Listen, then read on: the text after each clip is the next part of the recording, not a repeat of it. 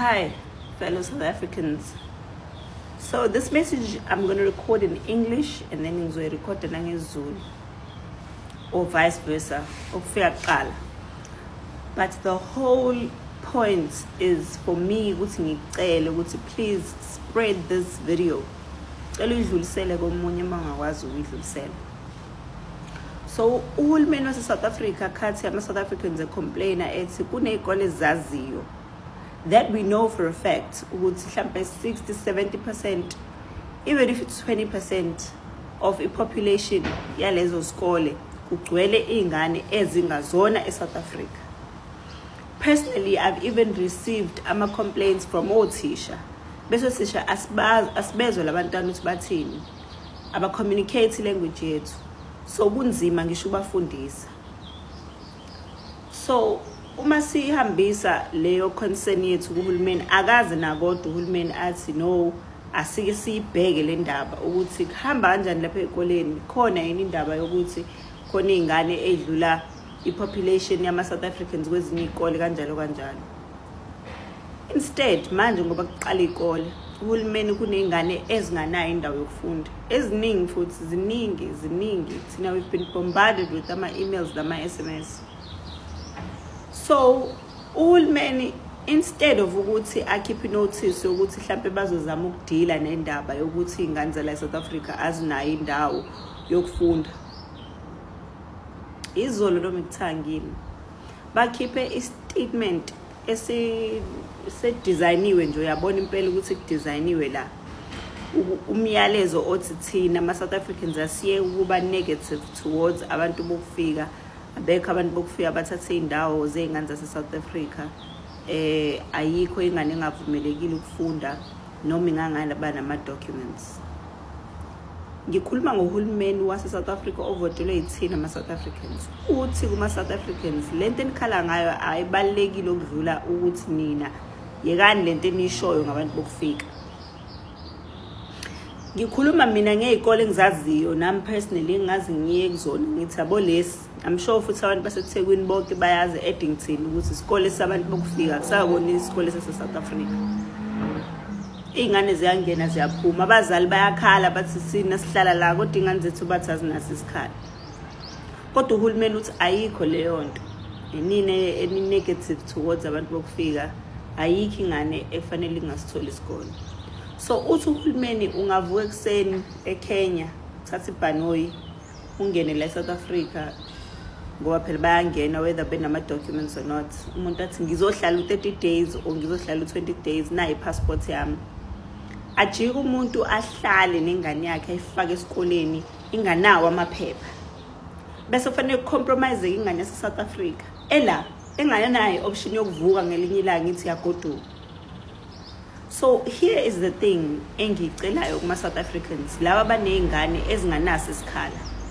Ngiyacela bandla mase kuvulwa iperiod yokuya ekoleni, ngiyacela if u serious ngempela ngisasele ngane yakho ukuthi ifunde, cela uye kunoma isiphi isikole esiseduze nawe, ufike uthi uzofaka ingane yakho awunawo amaphepha, ubhali affidavit leyo ukuthi awunawo amaphepha, awunayo ID, ayinayo ingane birth certificate, ayinalutho, ulifake nje esikoleni. Ngoba bathi bona umthetho ukuthi ayikho ingane efanele ingafundi whether inamaphepha or ayinamaphepha. So angiboni isidingo sokuthi nokunihlupha nokufuna amaphepha, ngifuna ama address, ngifuna izincwadi zamakhansela bla bla, musani nokunihlupha. Uthi uhulumeni wethu wase South Africa nawe nje vele ufike ungayonnawo ama documents uye esikoleni uthi ngifakeni ingane yami, bathi ngokomthetho kusho wona uhulumeni ingane yakho kuzophuqeleka ukuthi ifakwe lapho. So ngicela senze njalo from now on. Niye kulokhu nihlupha ngalento amaphepha nama documents nixakanisa, no. If ukhona abantu abakwazi ukuvuka ekseni from whichever country abakuyona bezofaka ingane zabo ekoleni at the expense of South African children, then thina wife and silokhu comply, silokhu senza izinto ezifunayo, no. Kusho uhulumeni lokho bayiziba indaba yokuthi la eSouth Africa kunomthetho, Immigration Act, abayizibayo completely. So I'm saying this in English now. I'm saying that the government has said that no child must be refused education. And when we're saying that there's South African children that don't have a space in our schools, they're saying, oh no, there's no such thing. When we know as South Africans, I'm sure in Johannesburg, in Durban, in Cape Town, there's schools that we can take you to and say, here is a school that has been taken over by people who are not South African. And there's children who are South African who are being deprived of an education because these spots have been taken. Because these are spots. And some schools are actually ending up being overcrowded. Instead of taking 20 learners, they're taking 40 learners, and it's compromising on the level and the quality of education that South African children are getting. And our government is saying, no, ignore all of that. Every child has a right to come here. So in the morning, anyone with those 30-day passports that they come here in this country with, or even they jump the border, they can come and bring their children here, and we are forced to give them an education. Because our government doesn't care about South Africans. All they care about is looking good to the United Nations. So I'm asking South Africans, wake up in the morning when it's the day of looking for your child's school. Go to any school that is near you that you feel like your child must go to. Tell them you don't have documents, but they have to admit your child because the government says so. They said it's the law. And if anyone is refused an education, we must take it from there. No South African child must go without an education. If there's no space in schools, schools must make a plan. Because if the teachers are keeping quiet and complaining all to us, the principals are taking money from some of these people, and then the schools must be overcrowded until the parents themselves take it upon themselves to stand up for their children, for the education of their children, and make sure that we get these children out of this country.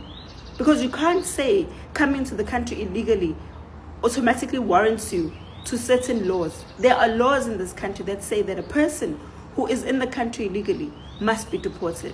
Why are we giving them an education? Why are we making them seem like victims? Because these foreigners know that you make them victims the minute they set foot in this country. Why do you think they keep giving birth every 2 minutes? Because they know that once they have children, you don't want to deport them. Guys, it's time for us now our children's education is being compromised. All the time. We don't have spaces. Even in universities, we don't have spaces. But we're busy trying to accommodate the rest of Africa and the rest of the world. At whose expense? At whose expense? I'm so angry at South Africans who keep saying we're not angry enough. What are you guys waiting for? What are you waiting for? Like, our country is going right in front of us, and we've been treated like second-class citizens. And you guys are telling me you're not angry enough. What are you waiting for? Are you waiting for DJ Maphorisa to come and have a party and say, come, let's fight for our country? Because that's the language that some of you understand. When there's entertainment and there's alcohol. No, guys, it's enough now. Our children's lives are being compromised here. And we're being treated like second-class citizens in our own country. This is not what we vote for. This is not the country we want. Not for ourselves, not for our children, not for the future. And you need to stand up. You need to stand up now. Sitting on your phones is not going to solve this.